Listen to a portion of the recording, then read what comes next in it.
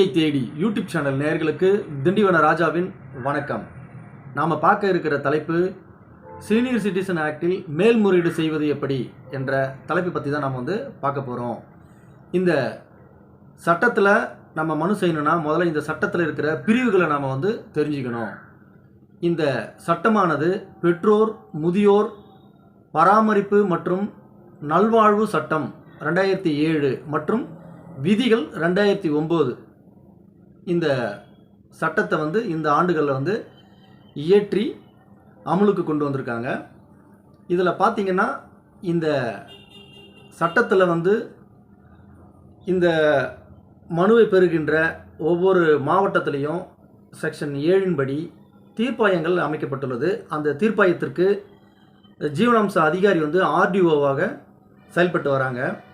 இப்போது இந்த சட்டத்தின்படி முதியவர்கள் சீனியர் சிட்டிசன் சொல்லக்கூடிய முதியவர்கள் என்னென்னலாம் கேட்கலாம் அப்படின்னா, பிரிவு 2B படி உணவு, உடை, இருக்க இடம், மருத்துவ செலவு இது போன்ற செலவினங்களை தனது வாரிசுதாரர்களிடமிருந்து பெறுவதற்கு அவங்களுக்கு இந்த சட்டத்தில் செக்ஷன் 2Bயில் வழிவகை செய்யப்பட்டுள்ளது. அடுத்ததாக பார்த்தீங்கன்னா, இந்த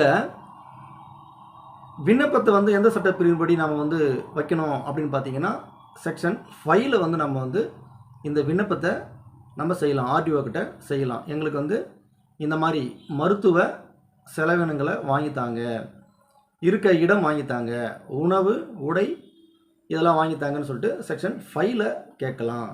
அதன்படி பாதிக்கப்பட்டவர் தான் கேட்க முடியுமா அப்படின்னா இல்லை. அதில் செக்ஷன் 5B படி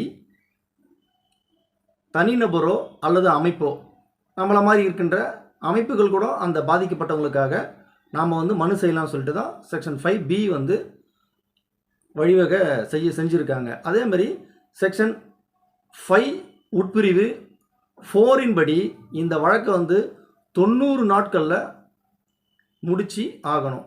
கட்டாயம் காலவரையறை நிர்பந்தம் பண்ணி வச்சுருக்காங்க 90 நாட்களில். சில சந்தர்ப்பங்களில் 30 நாள் மேலே கூட ஒரு 30 நாள் எடுத்துக்கலாம் அப்படின்னு சொல்லிட்டு அந்த செக்ஷன் 5 உட்பிரிவு 4ல் கொடுத்துருக்காங்க. இது போன்ற வழக்குகளை எதிர்த்தரப்பினருக்காகவோ அல்லது மனுதாரர் தரப்பினருக்காகவோ வழக்கறிஞர் ஆஜராகலாமன்னா செக்ஷன் 17 படி தடை இருக்குது. இந்த சட்டத்தில் வழக்கறிஞர்கள் ஆஜராக முடியாது. அதனால் ஓரளவுக்கு முறையீடு செய்வதற்கான சட்டப்பிரிவுகளை நம்ம இப்போ சொல்லியிருக்கோம். அதை நீங்கள் தெரிஞ்சிருப்பீங்க. அதே போல் இப்போது ராணிப்பேட்டை மாவட்டத்தை சேர்ந்த நெமிலி தாலுக்கா உளியநல்லூர் பேட்டையை சேர்ந்த மணி என்பவர் தனது வாரிசுகளான 4 பேர், 3 ஆண்மகன் 1 பெண்மகள், இந்த 4 வாரிசுகளை பெற்றெடுத்த அவர் தனது 3 வாரிசுகளுக்கு தன்னுடைய சொத்தை 3/4 சென்ட்னு சொல்லிட்டு 3/4 தனது ஆண் மகன்களுக்கு எழுதி வச்சுட்டாரு. தனது மகளுக்கு செலவு செய்து திருமணம் செய்து வச்சுட்டாரு. ஆனால் அவர் ஆர்டிஓ கிட்ட மனு செய்யும்போது செக்ஷன் 5ல் மனு செய்யும்பொழுது ஒரே ஒரு மகன், அதாவது நல்ல உழைக்கும் திறனுடைய ஒரே ஒரு மகன்கிட்ட மட்டும் அவர் மருத்துவ செலவு வேண்டி மனு செய்திருந்ததை அரக்கோணம் ஆர்டிஓ அவர்கள் ஜீவனாம்ச அதிகாரி நீங்கள் கேட்ட ப்ரேயர் குறைபாடு இருக்குது, வாரிசுதாரர்கள் எத்தனை பேர் இருக்காங்களோ அத்தனை பேர்கிட்டையும் நீங்கள்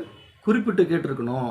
ஒரு வாரிசுதாரர்கிட்ட மட்டும் இருந்து உங்களுக்கு மருத்துவ செலவு கேட்க முடியாது, வாங்க முடியாது, பெற்றுத்தர முடியாது அப்படின்னு சொல்லிட்டு வழக்கை டிஸ்மிஸ் பண்ணியிருந்தாங்க. இந்த பாதிக்கப்பட்ட நபர் மணியானவர் நமது பாதிக்கப்பட்டோர் கழகத்தில் இந்த தகவலை சொன்னாங்க. அதனால் நம்ம பாதிக்கப்பட்டோர் கழகத்தின் சார்பாக அவருக்கு செக்ஷன் 16ல், அதாவது பெற்றோர் முதியோர் பராமரிப்பு மற்றும் நல்வாழ்வு சட்டம் 2007 பிரிவு 16 படி அவருக்கு மேல்முறையீடு அவருக்கு ராணிப்பேட்டை மாவட்ட ஆட்சியர் அவர்களிடம் மேல்முறையீடு செய்து கொடுத்தோம். அந்த மனுவானது பரிசீலிக்கப்பட்டு அவருக்கு ஒரு முறை சம்மன் வந்தது. அந்த சம்மனை பெற்று மறுநாளே போக முடியாத சூழ்நிலை இருந்ததுனால இன்னொரு சம்மன் கேட்டு வந்து அந்த மணி என்பவர் அந்த முதியவருக்கு நாங்களே மனு எழுதி கொடுத்து அவருக்கு மாவட்ட ஆட்சியருக்கு அனுப்பி வச்சுருந்தோம். மீண்டும் அவங்க ஒரு வாரம் கழித்து ஒரு சம்மன் அனுப்பியிருந்தாங்க, நேரில் வந்து ஆஜராக சொல்லியிருந்தாங்க.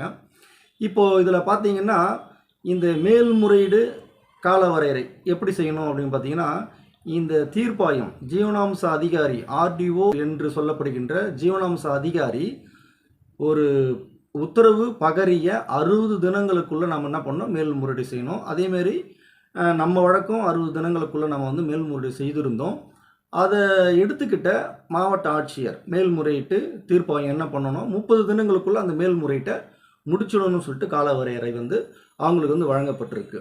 அதே போன்று 2வது சம்மன் வந்தோடனே நாங்கள் வந்து அந்த சம்மனை எடுத்துக்கிட்டு பாதிக்கப்பட்டோர் கழகத்தின் சார்பாக மாநில தலைவர் மாணிக்கம், நான், பாதிக்கப்பட்டவங்க, அதுக்கப்புறம் வந்து நம்ம ராணிப்பேட்டை மாவட்ட செயலாளர் குமரவேல் மற்றும் நமது குழுவினருடன் வந்து நம்ம வந்து அந்த ராணிப்பேட்டை மாவட்ட ஆட்சியர் அலுவலகத்தில் இருக்கிற அந்த பிரிவு அலுவலரை வந்து நாம் போயிட்டு சந்தித்தோம். அந்த சந்தித்த அந்த வீடியோ காணொலியை இங்கே பதிவிடுறோம், பாருங்கள்.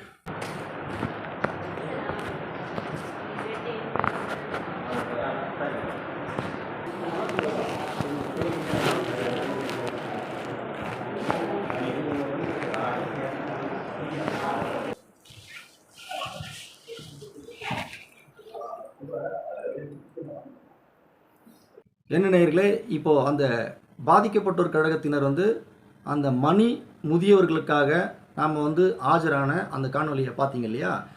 அப்போது அந்த இடத்துல சம்மனை எடுத்துன்னு போயிட்டு நாங்கள் வந்து காமிச்சு, எங்களுக்கு சம்மன் வந்திருக்குது, நாங்கள் வந்து வாக்குமூலம் கொடுக்கறதுக்கு தயாராக இருக்கிறோம், நாங்கள் எழுதியே எடுத்துகிட்டு வந்திருக்கோம், நாங்கள் எழுதி எடுத்துகிட்டு வந்ததை அப்படியே நாங்கள் வந்து வாசிக்கிறோம், நீங்கள் வந்து தட்டச்சு செய்துக்கலாம் அப்படின்னு சொல்லிட்டு நம்ம வந்து வேண்டுகோள் வச்சோம். அதே மாதிரி அந்த ஆ பிரிவில் இருந்த அந்த தட்டச்சர் அவர் என்ன சொன்னார்னா, நாங்கள் சொல்ல அவர் என்ன பண்ணார், தட்டச்சு செய்தார்.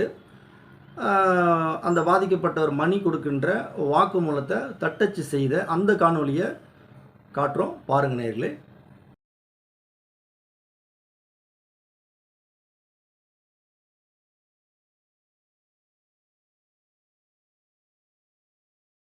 இப்போது பாதிக்கப்பட்டோர் கழகத்தினர் புடைசூழ இருந்த அந்த காணொலியை பார்த்தீங்க. அந்த தட்டச்சர் வந்து தட்டச்சு செய்து முடித்த பிறகு அவர்கிட்ட வந்து படித்து காமிக்கிறாங்க. அந்த சீனியர் சிட்டிசனாக இருக்கிற அந்த மணி அவர்கள் வந்து அதை படித்து பார்த்துட்டு கையெழுத்து செய்கிறாங்க. உடனே அந்த அலுவலகத்தில் இருக்கிற வட்டாட்சியர், நீதியியல் வட்டாட்சியர் வந்து அலுவலக மேலாளர் தான் வந்து நீதியியல் வட்டாட்சியராக அங்கே செயல்படுறாரு. அவர் கையில் வந்து ஆ செக்ஷனில் இருக்கிற அந்த அலுவலர்கள் வந்து பாதிக்கப்பட்டவங்களையும் நம்ம பாதிக்கப்பட்டோர் கழகத்தினரையும் கூட்டிகிட்டு போனாங்க. கூட்டிகிட்டு போன பிறகு அவங்க என்ன பண்ணாங்கன்னா, சுருக்கு விசாரணை வந்து விசாரித்தாங்க. நீங்கள் கொடுத்த வாக்குமூலம் வந்து நீங்கள் தான் கொடுத்தீங்களா, இதில் உங்களுக்கு எத்தனை பசங்க, உங்களுக்கு என்ன வேணும் அப்படின்ற மாதிரி அவர் வந்து அவருடைய டைரியில் இவங்க சொல்ல பாதிக்கப்பட்டவங்க சொல்ல எழுதிக்கிட்டு அதுக்கப்புறம் மாவட்ட ஆட்சியர் அவர்கிட்ட வந்து கூட்டிகிட்டு போனாங்க. அங்கேயும் எல்லோரும் நம்ம வந்து போயிருந்தோம். ஆனால் அங்கே வந்து பாதிக்கப்பட்டவங்களை மட்டும் கூப்பிட்டாங்க. கூப்பிட்டதுக்கு அவர் மாவட்ட ஆட்சியர் வந்து என்ன விஷயம்னு கேட்டார். அதே மாதிரி இந்த ப்ரேயரை, இது வந்து எனக்கு வந்து கிட்னி பிரச்சனை இருக்குது, அரக்கோணம் ஆர்டிஓ ஆஃபீஸர்கிட்ட வந்து நம்ம வந்து மருத்துவ செலவுக்காக வாரிசுக்கிட்ட வந்து கேட்டு வாங்கி கொடுக்க சொல்லியிருந்தோம். அவங்க என்ன பண்ணிட்டாங்கன்னு கேட்டிங்கன்னா, உங்களுக்கு 4 வாரிசு இருக்காங்க இல்லையா, ஒரு வாரிசுகிட்ட மட்டும் கேட்டது தப்புன்னு சொல்லிட்டாங்க. அதனால் இப்போ அம்மாக்கிட்ட வந்து மேல்முறையீட்டு அதிகாரியாக இருக்கிற அம்மாக்கிட்ட வந்து நாங்கள் என்ன கேட்குறோம் அப்படின்னா, 4 பேர்கிட்டே இருந்து ஜீவனாம்சம் வந்து மருத்துவக்கான ஜீவனாம்சம் வந்து எங்களுக்கு வாங்கி தரணும், இதுதான் எங்களுடைய ப்ரேயராக வந்து நாங்கள் வாக்குமூலத்தில் கொடுத்துருக்கோமா, அதனால் வந்து அம்மா வந்து உத்தரவு போடணும் அப்படின்னு சொல்லிட்டு சொன்னார். உடனே அந்த மாவட்ட ஆட்சியர், அதாவது தீர்ப்பாயத்தினுடைய மேல்முறையீட்டு அலுவலர் வந்து அவர் எதன்படி செயல்படுறாரு அப்படின்னு கேட்டிங்கன்னா, ஒவ்வொரு மாவட்ட ஆட்சியரும்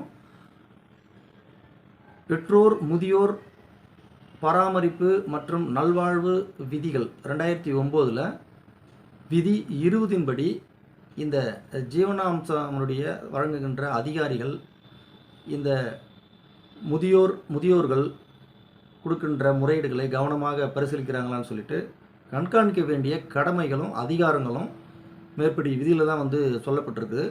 அந்த விதியின்படி செயல்பட்ட அந்த மேல்முறையீட்டு தீர்ப்பாயத்திடமிருந்து நமது பாதிக்கப்பட்ட அந்த நபர் மணி அவர்கள் வந்து மேல்முறையீடு செய்து அந்த விசாரணையை வந்து இன்றைக்கி வந்து எதிர்கொண்டிருக்காரு.